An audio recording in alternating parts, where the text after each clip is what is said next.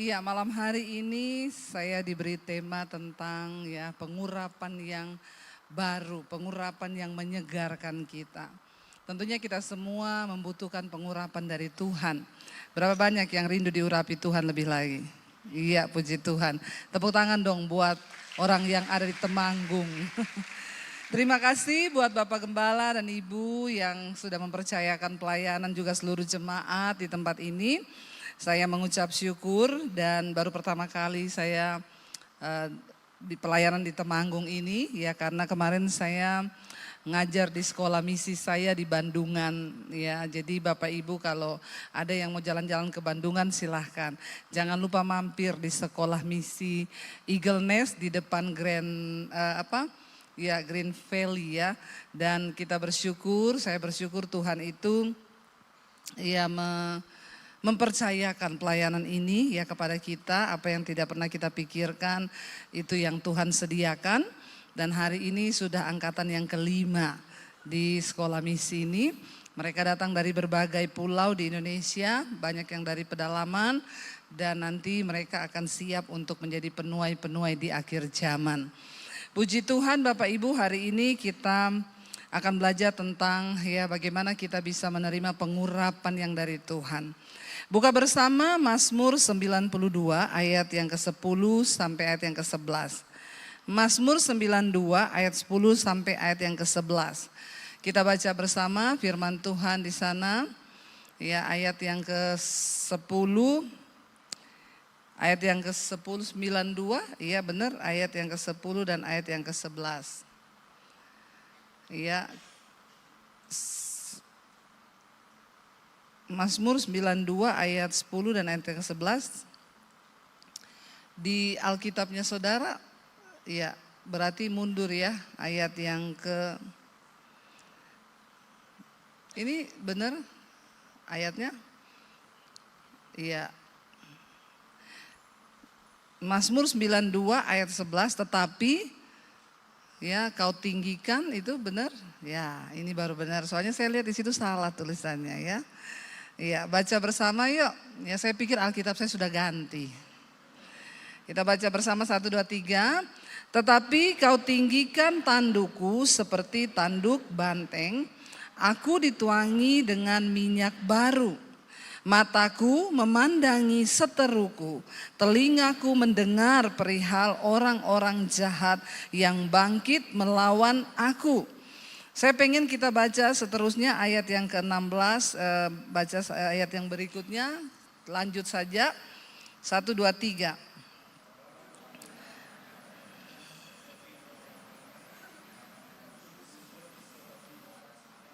Iya, terus saudara ya.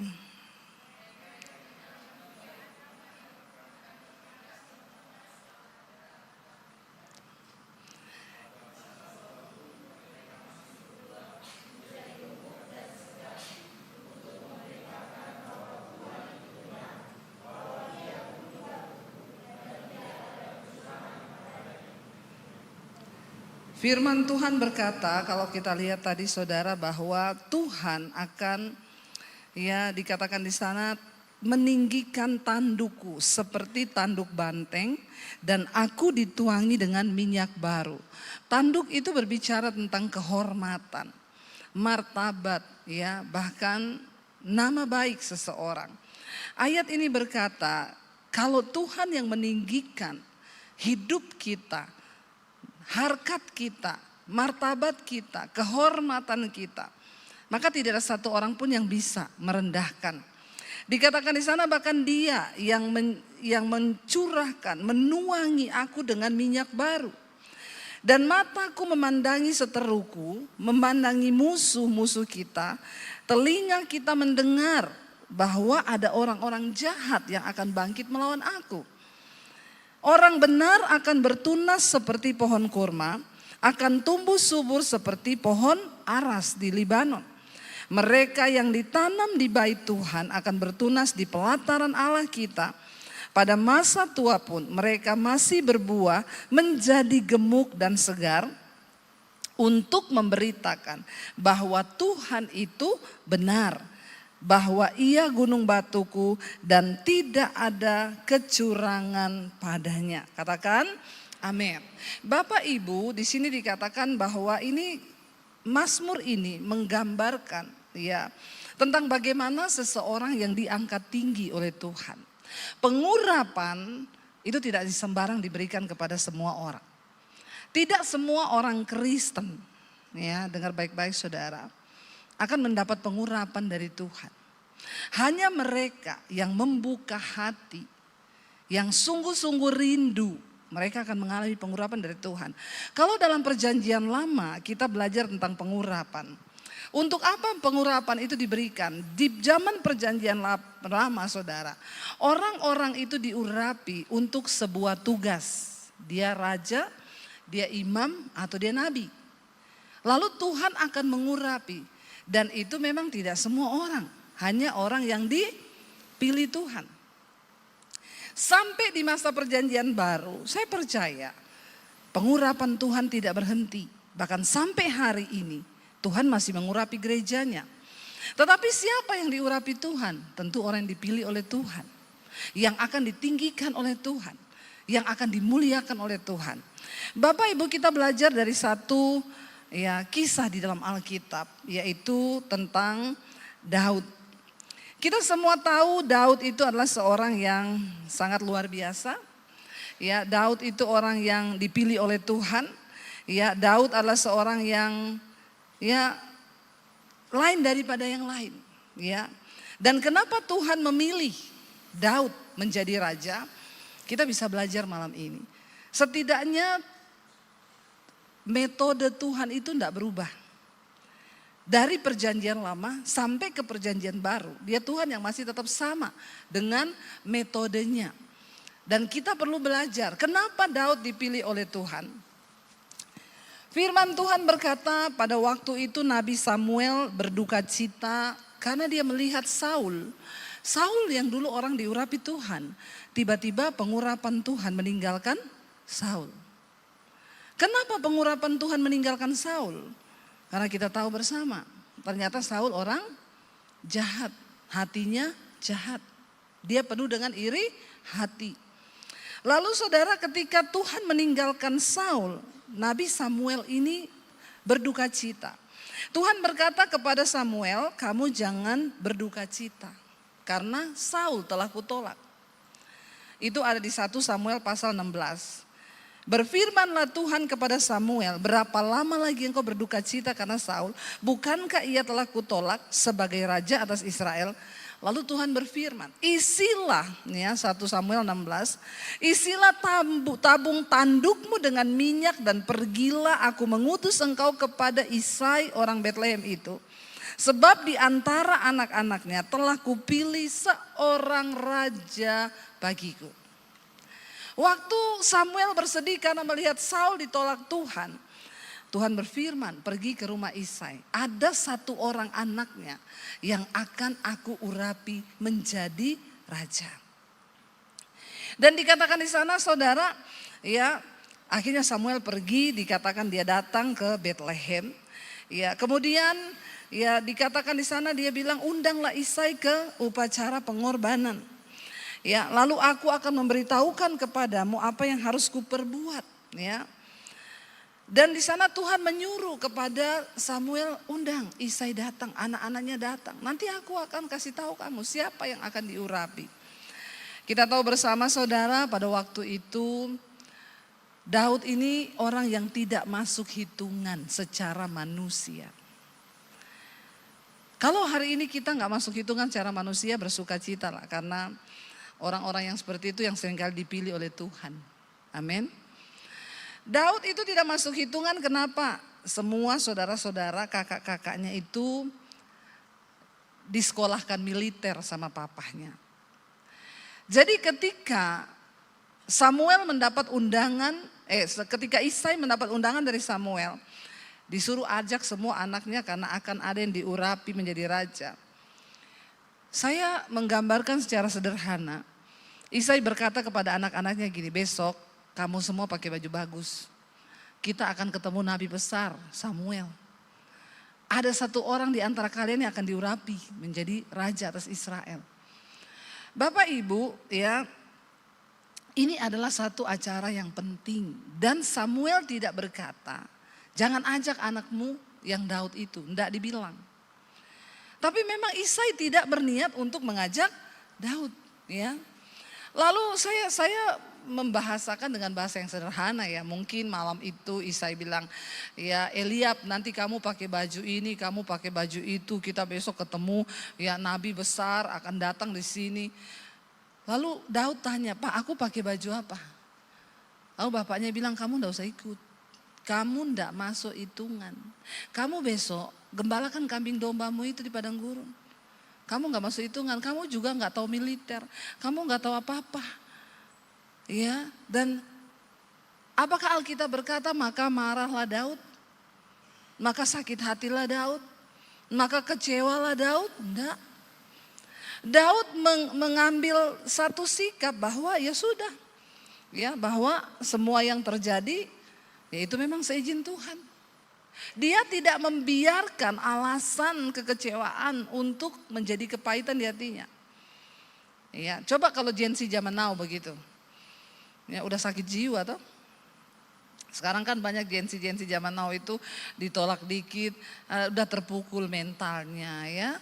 Udah ngomong, aduh Bu saya ini langganannya psikiater loh. Kenapa? Nggak tahu saya sakit jiwa. Kata dokternya sih sudah stadium 4. Nah terus kenapa lu sakit jiwa?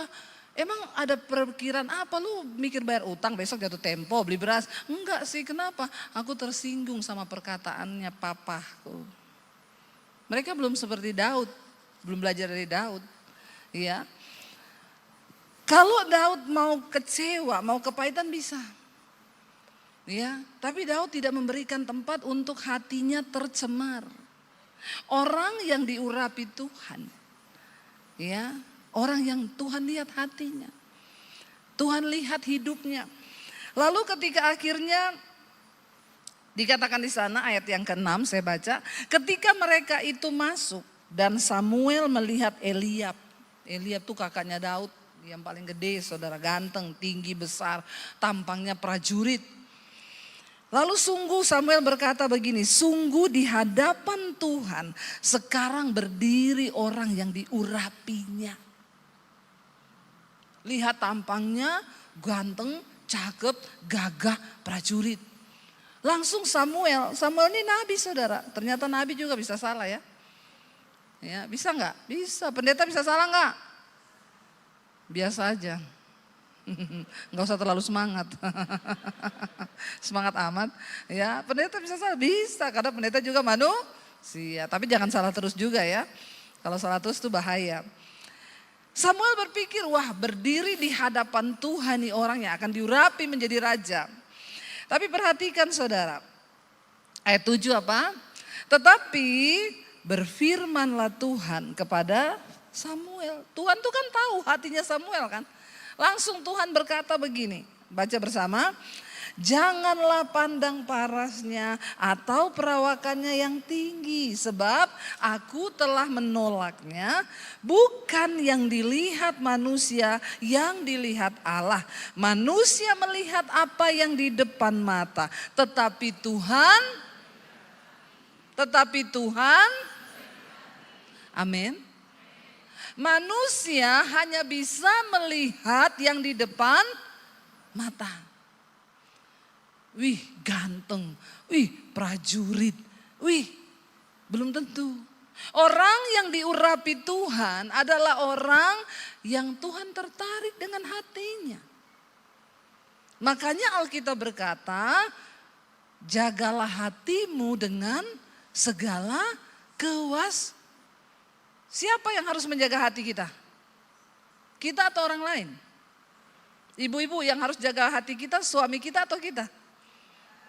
Hello? Ya, nggak boleh taruh hatimu sama suamimu yang jaga, karena seringkali suami bisa kompak amat ini ibu-ibu baju hijau. Ya, memang benar toh. Ya, suami bisa Sering nggak suami-suami mengecewakan? Perlu bikin seminar wanita loh ini Bu Gembala. Ya, iya. Jangan taruh hatimu untuk dijaga orang lain. Karena yang harus menjaga hati itu siapa? Kita sendiri. Kadang orang lain cuma datang ngucapin kata-kata yang bisa menusuk hati. Tapi kalau engkau tidak memberi tempat, mempersilahkan perkataan orang masuk di hatimu, maka hatimu tidak tercemar. Yang harus menjaga hati itu kita sendiri. Ya, jaga hatimu dengan segala kewaspadaan. Jadi salah kalau kamu itu berkata begitu tuh orang ya, dia tuh bikin saya sakit hati. Ya kamu yang salah. Kenapa orang bisa bikin kamu sakit hati? Harusnya tidak ada seorang pun yang bisa bikin kita sakit hati. Kalau kita menjaga hati. Amin. Kalau kita menjaga hati kita ya jangan biarkan. Ya. Jagalah hatimu dengan segala kewaspadaan. Di terjemahan aslinya kewaspadaan itu kayak security. Satpam. Ya. Kalau kita masuk di perumahan mewah saudara. Saya tuh kadang-kadang suka jengkel kalau masuk di perumahan mewah di Jakarta. Ada satpam yang jaga kan. Ditanya begini, mau kemana? Ke rumah ibu ini. Alamatnya nomor berapa? Nomor ini, blok ini, blok ini. Ada keperluan apa? Kadang saya bilang kepo amat lo. Tapi nggak bisa, itu tugasnya. Kita nggak boleh marah. Dia masih tidak percaya lagi berkata begini, mohon minta KTP, tolong ditinggal di pos. Ya. Satpam security tidak akan pernah membiarkan sesuatu yang tidak jelas masuk ke dalam perumahannya. Alkitab berkata menjaga hati dengan kewaspadaan itu seperti security, seperti satpam yang menjaga keamanan. Jadi kalau orang nyakitin kamu, ya kalau hatimu mau sakit tanya dulu di hatimu, ada perlu apa? Ya. Itu loh dia menyakitiku. Kenapa? Oke dia menyakiti tapi lu jangan masuk, keluar aja. Lepaskan pengampunan. Sebab kalau tidak begitu saudara, engkau gak mungkin mengalami pengurapan Tuhan. Amin. Ya, Tuhan mengurapi orang itu bukan orang sembarangan. Untuk kepentingan Tuhan, kita ini diperlengkapi dengan pengurapan Tuhan agar kita bisa menjadi saksi Kristus. Jadi jangan biarkan sesuatu yang sampah masuk ke dalam hatimu. Ya, orang itu saudara kalau punya kepahitan banyak, kecewa banyak, bisa terlihat dari wajahnya. Kalau susah senyum itu tanda-tanda itu. Ya, susah senyum, mukanya ketekuk ya. Ini terus, 2 saja itu kalau nggak banyak kepahitan besok mau jatuh tempo. Ya, orang kalau susah senyum itu pahit. Dan ketika di sini pahit, maka yang keluar dari mulut juga pahit. Karena sumbernya sudah pahit. Alkitab bilang air yang manis nggak mungkin mengeluarkan yang pahit. Kalau sumbernya pahit, yang keluar juga pahit. Ya, makanya ada istri-istri yang ketus. Cuma ditanya apa sama suaminya, ya jawabnya apa. Ditanyanya A, jawabnya Z. Ya, orang ngomong baik-baik bisa tersinggung. Sekarang kan banyak begitu tuh. Karena di sini kotor saudara. Kita lihat kasus-kasus pembunuhan sekarang. Ya, bunuh orang karena iri, bunuh orang karena tersinggung, bunuh orang karena ya cuma karena perkataan sepele loh. Lalu kita mengizinkan kepahitan masuk, akhirnya kita benci kan. Dan Yesus bilang, orang yang membenci saudaranya dia adalah seorang pembunuh manusia. Pembunuhan berasal dari kebencian. Ya, saya dulu pernah cerita, saya waktu di Solo, saya ini menikah di Solo, suami saya ini orang Solo saudara. Ya, lalu saya itu diajak seorang ibu, Bu Debi doakan saya ya di rumah saya. Ya saya datanglah ke rumahnya, ketika saya bertamu di rumahnya, ya yang bukain pintu kakaknya saudara. Ya bukain pintu saya, dia tanya, cari siapa? Saya bilang cari ibu ini, rumahnya bener? Nggih. Ada perlu apa? Saya bilang, ibu ini mau didoakan. Situ dari mana? Siapa? Saya pendeta. Oh situ pendeta? Iya. Masuk, duduk. Orang kayak gini saudara ya, orang kayak gini menurut saudara hatinya manis enggak? Ya, pahit, campur asam dikit. Iya, saya dibilang itu, duduk, masuk, tunggu, lagi mandi. Oh iya bu. Lalu dia mulai ngobrol sama saya, dia bilang gini, oh jadi situ pendeta? Iya sini pendeta. Orang ada namanya loh, situ-situ, sono-sono. Tapi orang pahit memang begitu. Jangan kau ikutan pahit juga. Nanti sama-sama gila. Saya bilang iya sini pendeta. Kalau situ pendeta, berarti situ bisa baca saya dong. Dalam hati saya ya kalau ada tulisannya saya bisa baca. Masalahnya saya mau baca apa ini? Ya. Tapi ya sudahlah, saya mengerti maksudnya dia. Maksudnya dia suruh saya menebak dia itu seperti apa. Gampang aja lah, orang modelmu kayak begini. Alkitab bilang hati mencerminkan wajah. Wajah mencerminkan hati. Model macam begini kira-kira hatinya kayak apa? Ya sebentar lagi menggonggong. Wow. Kayak anjing galak saudara. Ya. Saya bilang maksudnya ibu, ya situ kan punya kuasa berarti, baca saya. Saya bilang maaf ya bu, ya karena ibu suruh saya. Jadi ya maaf ya bu, kayaknya ibu banyak dikecewakan. Ya ibu sering disakiti hatinya. Ya jadi dalam hatinya ibu tuh banyak sekali kekecewaan. Saya ini berjaga-jaga dan berdoa. Sambil ngomong begitu tuh saya berjaga-jaga dan berdoa saudara. Ini dua saja. Kalau dia marah tambah tersinggung, saya dilempar pakai vas bunga itu di kepala. Tapi kalau dia dijamah Roh Kudus, ya udah dia nangis, saya doakan gitu saja.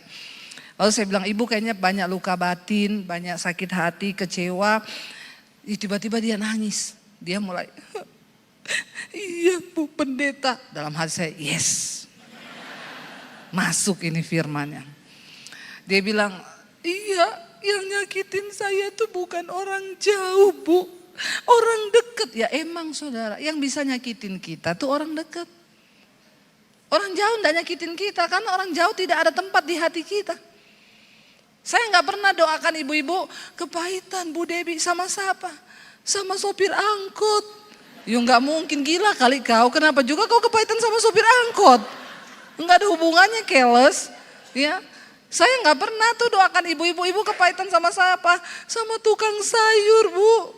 Kemarin saya minta toge, dia bawanya bayam. Enggak mungkin ibu-ibu kepahitan sama tukang sayur.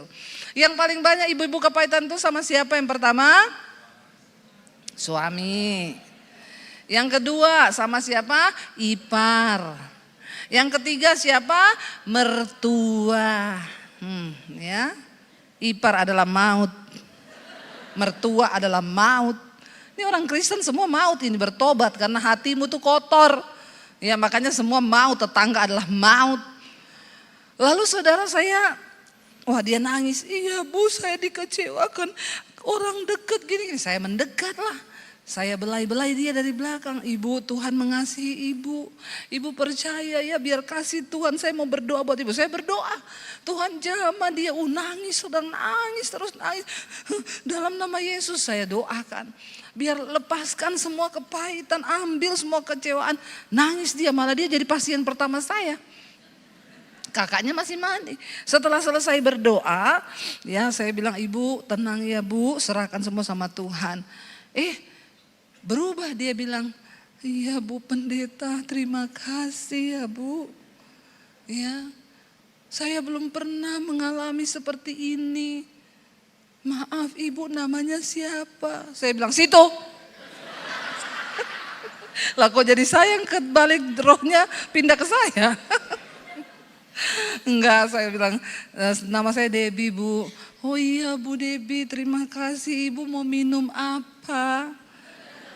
Ya, baik, langsung baik. Orang itu saudara, kalau hatinya penuh kepahitan, yang keluar juga semua pahit. Karena dia tanya dalam keadaan sudah pulih, Ibu mau minum apa? Saya jawab kopi boleh Bu. Tapi kalau dia tanya begini, minum apa? Bilang aja kenyang saya. Karena kalau kau jawab kopi, mati kau. Keluar kopi pakai sianida itu. Kenapa banyak orang bikin kopi pakai sianida? Kenapa? Karena dia bikin kopi dengan hati yang terluka. Penuh kebencian. Ya. Tapi karena dia senyum, saya jawab kopi boleh Bu. Iya Bu. Saudara lihat, tuayan tuh menguning loh. Cuma perkara begini aja, orang bisa dilawat Tuhan. Orang yang tadi pahit hatinya, orang yang tadi penuh kekecewaan, bagaimana pengurapan Tuhan bisa dia alami? Pengurapan Tuhan adalah sesuatu yang memampukan kita untuk bisa menjadi kesaksian suratan Kristus yang terbuka. Tapi kalau orang begini gak jaga hati, banyak yang pikir kepahitan itu biasa. Saya pahit sama mertua, saya pahit sama ipar, saya pahit sama ini. Gak bisa. Kita perlu jaga hati. Daud punya alasan untuk kepahitan sama keluarga. Daud punya alasan untuk kepahitan sama papahnya. Tapi dia tidak melakukan hal itu. Dia terima itu sebagai sesuatu yang memang ya udah Tuhan izinkan. Dia pergi gembalakan kambing domba. Dan akhirnya masuk satu persatu semuanya. Ya, dan tidak ada 7 orang anaknya itu masuk semua saudara. Di depan Samuel lewat. Tapi nggak ada satupun yang dipilih Tuhan. Lalu Samuel bilang sama Isai, udah ini semua anakmu. Jawab Isai begini, masih ada satu yang bungsu. Tapi enggak usah, dia tuh nggak masuk hitungan. Dia cuma gembala kambing domba. Dia bukan prajurit. Dia nggak sekolah militer. Aduh nggak usah deh, ini aja yang pantas mungkin. Tapi Samuel bilang, suruh panggil dia sebab kita tidak akan duduk makan sebelum dia datang ke sini. Dengar baik-baik, ketika Tuhan berkenan atas hidupmu, dia berkenan atas hatimu, orang mau tutup pintumu seperti apapun, Tuhan akan cari kau dimanapun kau berada. Amin. Daud, keluarganya sendiri yang tutup pintu. Papanya sendiri yang ngomong, enggak usah. Kamu enggak usah datang. Ya. Dia lagi mengembalakan kambing domba, enggak usah. Tapi lihat kalau Tuhan yang berperkara saudara. Tuhan bilang, Samuel bilang enggak, kita tidak akan mulai acara ini kalau dia belum dibawa ke sini. Ya, lalu Daud datang saudara. Enggak ditulis dia pulang mandi dulu, enggak ditulis dia pergi pakai baju bagus, tapi akhirnya ketika dia datang, ya, Tuhan berkata, bangkit urapi dia sebab inilah dia. Samuel mengambil tabung tanduknya dan berisi minyak itu mengurapi Daud di tengah-tengah saudara-saudaranya. Sejak hari itu dan seterusnya berkuasalah roh Tuhan atas Daud. Lalu berangkatlah Samuel menuju Rama. Waktu pengurapan Tuhan atas hidupmu, ya, maka roh Allah berkuasa dalam hidup kita. Tapi harus ada alasannya. Untuk apa Tuhan mengurapi kita? Daud seorang yang sangat mengasihi Allah. Ya, ketika dia disakiti, ketika dia kecewakan, dia pergi tuh. Ya, di padang dia nyanyi, dia bermazmur. Ya, dia memuji Tuhan. Dia menaikkan puji-pujian. Pengurapan Tuhan ada di atas kepalanya. Hampir semua lagu-lagu di Mazmur itu Daud yang tulis. Ya, dia nyanyi di padang gurun. Dia menggembalakan kambing domba yang hanya beberapa ekor. Dan kita tahu bersama ceritanya seperti apa. Daud tidak pernah bermimpi akan dipromosikan Tuhan. Pengurapan raja sudah ada di atas kepala Daud. Tapi dia nggak sombong. Ya, dia jalani hidupnya seperti biasa. Dia jalani hari-harinya seperti biasa. Dia masih disuruh ke padang, Dia tidak juga diurapi, dia tidak juga setelah diurapi dia disekolahin prajurit sama papanya. Enggak, Daud tetap disuruh ke padang menggembalakan kambing domba. Sampai kita tahu ceritanya, ketika satu saat Goliat orang Filistin itu menantang barisan bangsa Israel dan berkata, siapa di antara kalian yang mau maju, kalahkan aku. Katanya kalian itu bangsa yang diurapi Tuhan, katanya kalian punya Allah yang hebat. Mana Allahmu? Tidak ada satupun orang yang berani maju. Berhari-hari, berminggu-minggu Goliat menantang bangsa Israel. Seluruh prajuritnya tidak ada satupun yang maju. Lalu Isai panggil Daud. Daud, kamu pergi ke medan pertempuran. Iya Pak. Kamu bawa roti sama susu buat kakak-kakak kamu yang lagi di medan pertempuran. Mereka tuh pasti lapar. Bawa ini ya. Dan langsung pulang, kamu jangan lama-lama. Gembalakan lagi tuh kambing dombamu. Daud tidak menyadari kalau hari itu adalah hari Tuhan mempromosikan dirinya. Waktu engkau berjalan dalam pengurapan Tuhan, waktu sikap hatimu benar, waktu hidupmu berada dalam perkenanan Tuhan, kau gak perlu pikir bagaimana caranya Tuhan angkat hidupmu. Bagianmu, kerjakan apa yang menjadi bagian kita. Promosi itu bagiannya Tuhan. Jangan sibuk angkat-angkat diri, nanti kalau jatuh sakit. Tapi kalau Tuhan yang angkat, gak ada orang yang bisa menjatuhkan. Waktu Tuhan mengangkat hidupmu saudara, orang yang terbuang bisa menjadi orang yang kemudian diurapi Tuhan. Dan Tuhan akan mempercayakan banyak perkara besar di hidupmu. Ya, saya ini dulu orang yang terbuang. Saya diusir dari keluarga saya tahun 95 karena saya terima Yesus. Ya, papi saya marah besar. Dia bilang lebih baik papi bunuh kamu daripada kamu bikin malu keluarga. Papi saya haji. Saya keluar dari rumah tahun 95 diusir. Bahkan papi saya bilang, kalau kamu memang mau pilih Yesus keluar dari rumah. Jangan bawa ijazahmu. Yang sekolahin kamu tuh saya, uang saya. Kamu pergi dari rumah jangan bawa ijazah. Saya mau lihat Yesus kasih makan kamu pakai apa. Saya keluar nggak bawa uang, nggak bawa apa-apa. Saya nggak bawa ijazah. Saya tinggalkan kota Poso, ya menuju ke kota Palu, saudara. 7 jam perjalanan naik bus. Sampai di kota Palu, saya numpang tinggal di kos-kosan di tempat sepupu saya.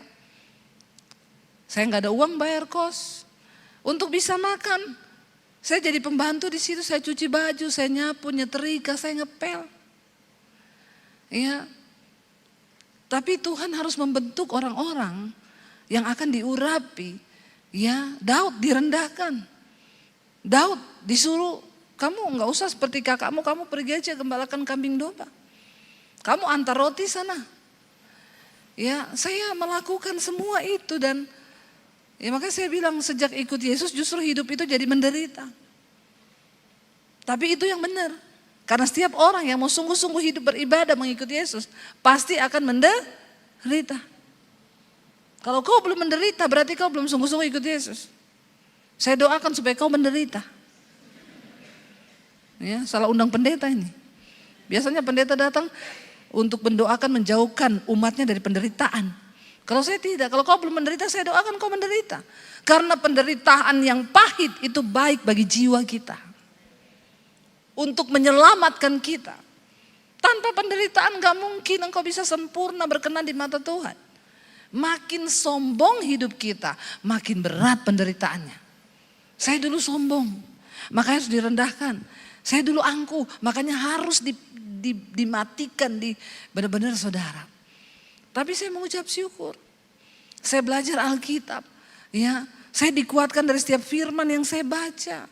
Saya mulai dibentuk Tuhan, diproses Tuhan. Gak gampang, puluhan tahun. Makin lama proses itu atau makin cepat proses itu tergantung pada responmu. Bagaimana engkau berespon dalam setiap proses? Kalau kita diproses, kita masih terus menyalahkan orang. Ya saya ini begini tuh gara-gara dia loh. Saya itu begini gara-gara itu. Saya itu begini gara-gara itu. Saya itu stop. Berhenti menyalahkan orang. Dan tanya sama Tuhan, apa yang kau mau dari hidupku Tuhan? Berlutut di kaki Tuhan. Tuhan apa yang kau mau dari aku? Kasih tahu kehendak-Mu Tuhan. Aku tahu kalau aku diproses begini. Itu karena Tuhan mau sesuatu. Waktu engkau sudah mengerti proses Tuhan itu, tinggal tunggu waktunya. Tuhan angkat hidupmu. Ketika Daud disuruh antar roti, lalu dia lihat Goliat itu menentang seluruh barisan tentara Israel. Daud menjadi marah karena dia mendengar Goliat menghina nama Allahnya. Goliat berkata, di mana Tuhanmu yang hebat? Katanya kau punya Allah yang hebat, tapi siapa yang berani melawan aku? Lalu Daud berkata, siapa orang Filistin yang tidak bersunat ini? Beraninya dia menghina nama Allah barisan bangsa Israel. Dan Daud mau maju mengalahkan dia. Lalu semua heboh. Lalu kakaknya Daud lihat, ini Daud yang datang. Dia jewer kupingnya, sini kau ya. Saya tahu kenakalanmu, kau ini mau datang ke sini mau nonton perang kan? Ya pulang, kau pulang cepet tinggalin itu terus kau pulang. Tapi Daud bilang enggak, aku mau melawan dia. Semua syok, semua kaget. Masuk akal enggak saudara? Enggak masuk akal. Semua kakak-kakaknya Daud 7 orang. Mereka itu prajurit, mereka berlatih, mereka dilatih militer. Daud enggak. Lalu Saul datang dan bertanya, dengan apa engkau mau mengalahkan dia?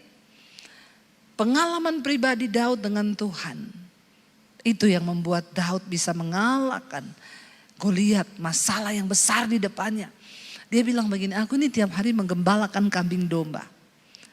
Kalau ada dombaku yang diterkam sama beruang atau singa, aku kejar itu singa, aku kejar itu beruang, aku robek mulutnya, aku ambil dombaku. Kenapa? Karena Allah menyertaiku.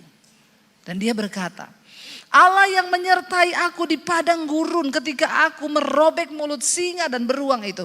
Allah yang sama yang akan menyertai aku untuk mengalahkan orang Filistin yang tidak bersunat ini. Dan Saul membiarkan dia pergi. Tadinya Saul bilang pakai baju perang ya. Karena mereka semua pakai baju perang. Dia dipakein baju perangnya Saul. Dia gak bisa jalan, terlalu berat. Aduh ya puyeng aku, gak bisa. Copot aja deh. Baju perang bicara tentang pengalaman. Bicara tentang kehebatan. Baju perang bicara tentang perlindungan. Hari ini anak-anak muda. Jangan kau andalkan ijazahmu S1, S2, S20, S21 kayak Samsung itu. Kalau engkau tidak mengandalkan Tuhan, kau tidak akan lihat apa-apa. Zaman ke depan ini makin gila. Banyak orang-orang yang sudah mulai dipecat. Kenapa? AI lebih pintar. AI pintar saudara. Ya. Anak saya bikin kaos suruh desain AI. Pakein baju ke AI sama siapa aja AI bisa pakein. Ya.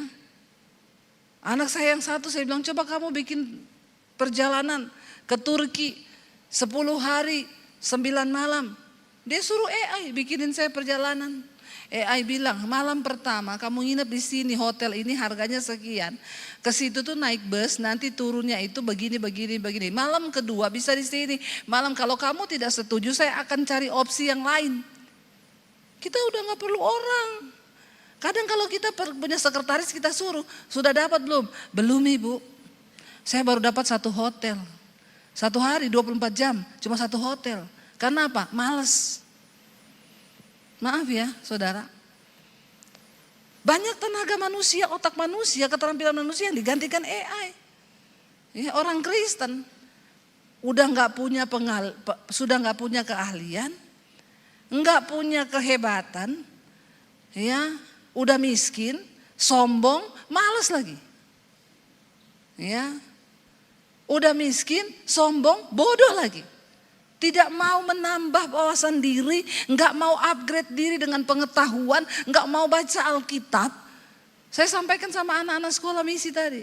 Kita ini perlu dicuci otak.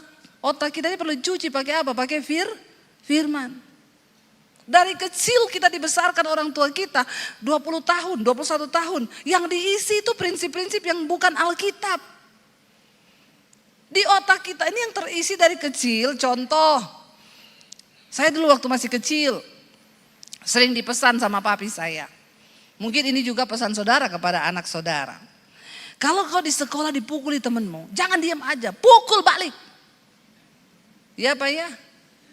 Kalau kau diam, bodoh kau. Yang penting kau enggak salah loh. Kedengarannya benar. Toh? Yang penting kau jangan cari gara-gara.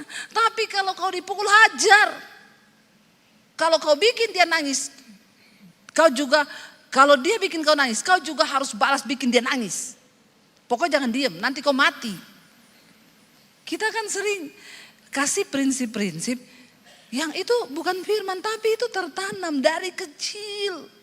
Dicekokin orang tua, benar enggak? Ya, jangan main malam-malam di luar, nanti dibawa lari wewe gombel. Apa tuh? Genderuwo. Kita ini sering bodoh-bodohin anak kita kan. Ya, apalagi banyak hal-hal yang tanpa kita sadari saudara. Ya, orang tua mungkin kau pernah bilang sama anakmu, kamu cari jodoh cari yang kaya loh ya. Yang miskin jangan. Cari yang kaya. Selain donatur dilarang mengatur. Ya, padahal kan Alkitab bilang begitu enggak? Alkitab enggak bilang begitu. Ya, orang-orang tua berpikir, ya saya ini orang tua bu, anak saya marah sama saya. Ya nggak mungkin lah saya orang tua minta maaf sama anak.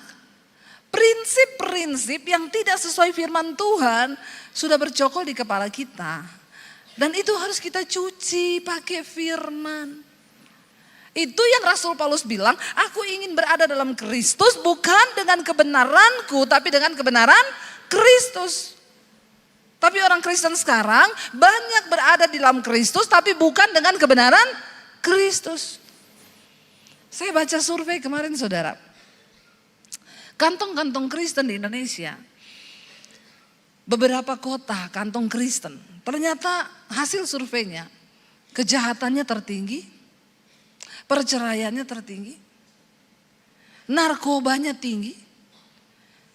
Lalu apa yang salah? Ya, ini menjadi sebuah pertanyaan. Lalu ada lembaga Kristen yang bikin survei di sana. Kan ini kantong Kristen. Lalu disurveilah. Masyarakat Kristen banyak. Disurvei yang punya Alkitab berapa banyak? 80% orang Kristen di kantong Kristen punya Alkitab. 5 orang di satu rumah, 5 Alkitab. Tetapi survei membuktikan dari 80% yang punya Alkitab, cuma 20% yang baca Alkitab. Ini baru baca, belum melakukan. Mungkin yang melakukan coba 5 apa 3%. Saudara bisa bayangkan yang lainnya, yang 60% itu, Alkitab hanya menjadi pajangan. Yang lebih celaka lagi kalau ada yang mati, Alkitab ditaruh di peti. Jangan kau taruh Alkitab di peti. Ya. Karena orang mati sudah tidak bisa baca Alkitab itu untuk orang hidup. Orang mati tidak bisa baca. Selama dia hidup suruh dia baca Alkitab. Kalau sudah mati jangan taruh di peti itu Alkitab. Nanti kau dimarahi LAI loh, Lembaga Alkitab Indonesia. Dia cetak itu bukan untuk taruh di peti. Amin. Kasih sama orang yang hidup supaya dibaca.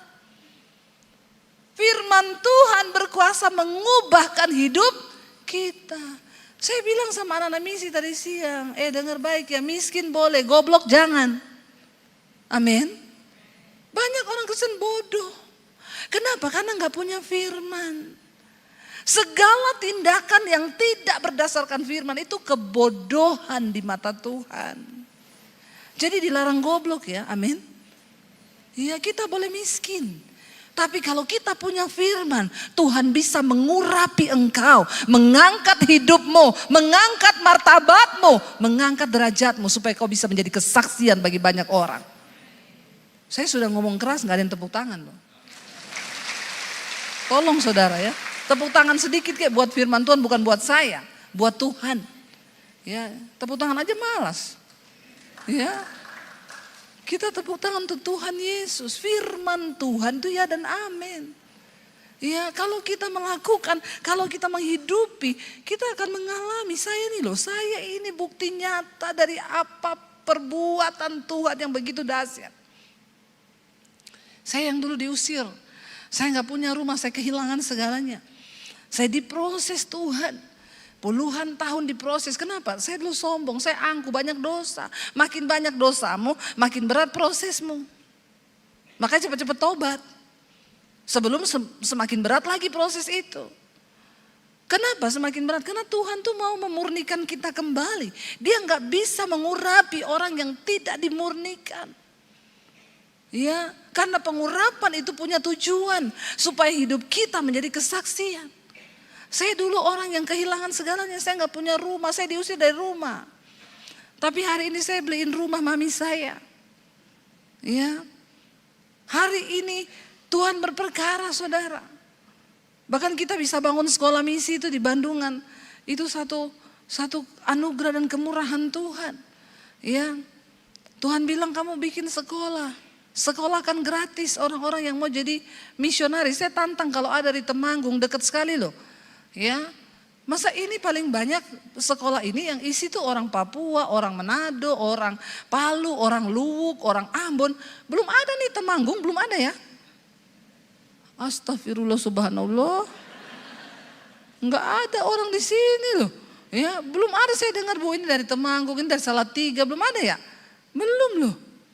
Belum loh sekolah kita nih. Ya, malah dari luar pulau semua datang tuh. Ya, jauh-jauh mereka datang dari Kalimantan, dari Bangka Belitung ada. Ya, iya loh. Saya tuh pikir-pikir ya dari Jawa Tengah enggak ada ya. Dari yang dekat-dekat sini enggak ada. Sudah hebat semua ini orang-orang di sini ya. Jadi saya tantang anak-anak muda, ya yang muda saja, yang sudah tua enggak usah. Ya, kau jadi pendoa saja kalau sudah tua-tua ya. Jadi yang ini yang muda-muda yang mau jadi misionari. Kenapa muda? Supaya dia bisa diutus. Ya pergi itu ke pedalaman ya. Kalau so tua aduh ya so encok udah sakit pinggang. Di rumah saja jadi pendoa, amin. Bukannya kita gak mau terima tapi ya udahlah ya yang tua-tua ya gak terlambat juga. Cuma masih ada kesempatan jadi pendoa saja. Yang muda-muda ini diutus ya. Mereka pergi ke daerah-daerah yang pelosok pedalaman yang belum mendengar kabar baik. Ayo Bapak Ibu, kalau hari ini kita punya sakit hati, kita punya kepahitan, kita punya karakter yang bobrok, buang semua itu karena Tuhan gak bisa mengurapi engkau. Tuhan mengurapi orang yang mau dimurnikan hatinya. Dan saat itu juga kita tahu bersama kisahnya, Daud mengalahkan Goliat cuma dengan batu, ya dengan katapel, dia gak pakai senjata yang hebat. Kau enggak usah berpikir saya enggak punya ijazah, saya ini enggak sekolah S1, S21, S20, enggak. Ya, penentu dari kesuksesan di hidupmu itu Tuhan. Amin. Tuhan. Saya ini mengalami, ya, saya diusir enggak bawa ijazah. Tapi hari ini saudara, apa yang Tuhan firmankan? Pulau-pulau menanti pengajaranmu, bangsa-bangsa menanti pengajaranmu.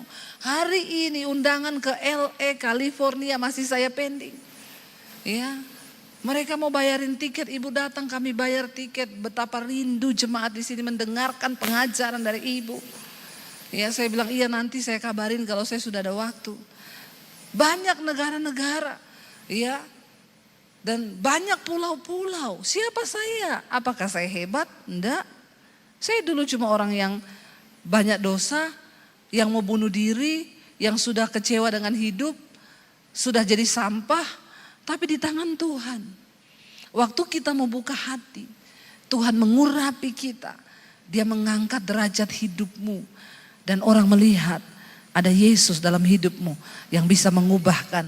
Tidak peduli berapa pahit masa lalumu, enggak peduli berapa suram masa lalumu, bersama Tuhan bisa mengubah masa depanmu.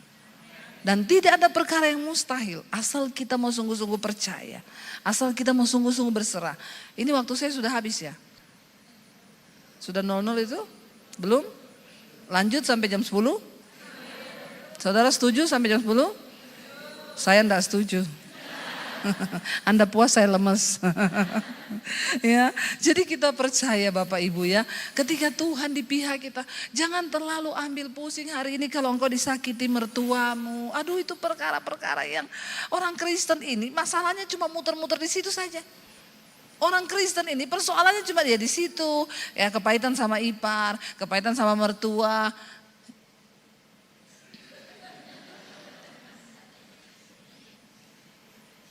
Bapak sudah duduk di situ, sudah habis waktu saya. Bapak sudah mengintimidasi saya begitu. Ya, tapi iya Bapak Ibu ya. Jadi kita percaya bahwa sampai di mana tadi itu? Ya, iya kita ayo ya tidak ada perkara yang mustahil bagi Tuhan. Ketika kita mau sungguh-sungguh melepaskan, buang dosa. Ya, jangan orang Kristen itu masalahnya itu muter di situ toh. Saya ini ketemu orang Kristen belum pernah, Bu, saya mau konseling, kenapa? Saya tertekan, Bu, kenapa? Saya mau dibunuh, Bu, karena iman. Belum ada. Rata-rata itu mau konseling apa? Saya kepahitan sama mertua, saya kepahitan sama ipar. Urusannya cuma kepahitan terus. Bingung saya ini. Kita ini gagal dalam memenangkan hidup kita, diri kita. Kita nggak pernah selesai dengan diri kita. Tuhan tidak bisa mengurapi orang yang belum selesai dengan dirinya. Daud selesai dengan dirinya. Karena itu tidak ada satu perkara pun yang bisa bikin dia sakit hati lagi. Nggak ada satu orang punya perlakuan pun yang bisa bikin dia kepahitan lagi. Karena dia sudah selesai dengan dirinya sendiri. Dia berurusan dengan proyeknya Tuhan. Saudara, proyek Tuhan di depan kita besar. Dia sedang cari orang-orang yang bisa dia percaya. Saya ini dulu cuma orang yang mau bunuh diri. Saudara bisa bayangkan kalau tahun 95 saya bunuh diri. Tidak akan pernah ada yang namanya Debbie Basir hari ini. Kalau hari itu saya menyerah mengikuti apa yang iblis suruh. Tidak akan pernah saya melihat bagaimana Tuhan bekerja memakai hidup saya. Kalau saya mendengarkan setan tahun 95 untuk bunuh diri, nggak akan ada proyek-proyek Tuhan yang besar yang bisa terjadi lewat hidup saya. Tapi karena saya memilih mempercayakan hidup saya kepada Tuhan, saya bertobat. Saya membersihkan hati, membuang segala yang tidak berkenan dan meminta kasih karunia Tuhan. Ini aku Tuhan. Urapi aku untuk jadi hamba-Mu. Saya minta sama Tuhan. Sejak tahun 95, hidup saya dikuasai oleh pengurapan Tuhan. Saya mulai berjalan dalam rencana Tuhan yang besar. Saya ketemu suami saya di Solo waktu saya pelayanan. Kami ketemu di gereja, nanti kalau diundang lagi baru saya saksikan itu. Biar diundang lagi. Enggak juga enggak apa-apa sih. Lalu saudara, kami menikah. Ya enggak apa-apa main. Silakan Pak main pelan-pelan ya Pak. Karena Bapak sudah di situ, main Pak. Biar pada nangis jemaatnya Pak. Saudara, dan akhirnya saya masuk dalam rencana Tuhan. Sampai bisa ada Debbie Basir TV di YouTube. Berapa banyak yang dengerin khotbah saya di YouTube. Jemaat setia Miss. Wih banyak loh Pak, ini ternyata jemaat Miss Badoa, Miss Basyukur nih ya, puji Tuhan ya. Bapak Ibu, dan sampai akhirnya Tuhan ketika selesai pandemi, saya berdoa Tuhan mau bawa kemana kami, apakah kami mau buka gereja, bangun gereja, Tuhan bilang enggak. Visi akhir zaman Tuhan berikan kepada saya, persiapkan para penuai. Karena tuaian banyak tapi penuai sedikit. Lalu saya mulai berdoa bagaimana apa yang Tuhan mau, buka sekolah misi. Sekolah misi gratis untuk orang-orang yang tidak mampu. Saya bilang Tuhan saya bukan orang kaya. Tuhan bilang aku tidak cari orang kaya. Aku cari orang yang percaya dan beriman. Sebab visi Tuhan bisa terjadi bukan karena orang kaya. Tapi karena orang yang punya iman. Proyek Tuhan terjadi karena iman. Karena iman itu adalah sesuatu yang tidak ada menjadi ada. Lalu akhirnya saya mulai bergerak dengan suami, kita cari tanah tadinya di Tawangmangu. Karena kita pikir di sana banyak sekolah-sekolah Kristen, banyak rumah retret. Lalu tiba-tiba ada jemaat Miss Badoa di Semarang bilang, Bu saya dengar ibu mau bikin sekolah, saya punya tanah di Bandungan. Depan Green Valley, ibu pergi lihat lah. Sesuai yang kami mau, saya berdoa dekat gunung Tuhan. Jadi dia buka sekolah gitu lihat gunung kanan, gunung kiri. Orang kalau mau sekolah Alkitab tuh harus ditaruh di hutan yang dekat gunung-gunung. Jangan ditaruh di kota, nanti hedon. Kalau dekat gunung dekat Tuhan tuh. Dekat hutan-hutan tuh dekat sama Tuhan. Kalau di kota itu hedon nanti dia mainnya ke mall terus ya. Jadi saya bilang sama suami cocok loh. Ya dingin lagi di situ kan. Ya udah kita di sini aja. 4.500 meter. Waktu YouTube kita mulai naik.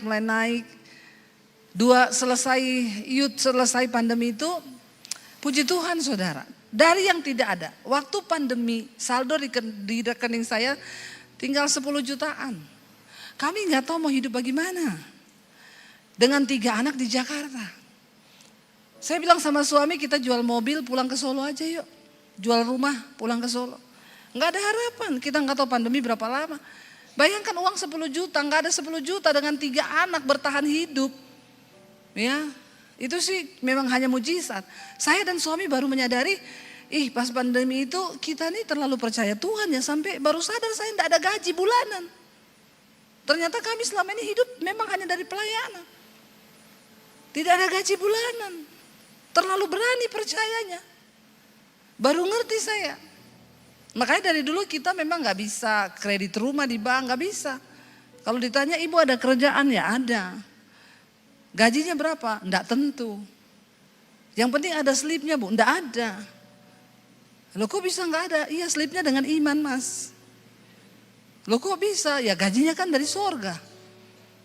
Orang banknya bilang kami enggak bisa terima kredit slip gaji dengan iman bu. Karena kebetulan bank kami belum beriman. Jadi enggak bisa saudara. Jadi kita baru sadar, oh iya kita terlalu percaya ya sama Tuhan. Singkat cerita, di pandemi itu YouTube saya 2 tahun sebelum pandemi Tuhan suruh bikin saya bikin YouTube. Saya cuma dapat satu kata, Tuhan bilang aku akan kasih kamu tuayan bangsa-bangsa dan berkat bangsa-bangsa. Kita bikin YouTube 2018, 2020 pandemi. 2020 itu pas pandemi itu pertama kali YouTube kami dimonetisasi, kami digaji dari YouTube pas pandemi. Ya, kok enggak wow ya? Wow dong.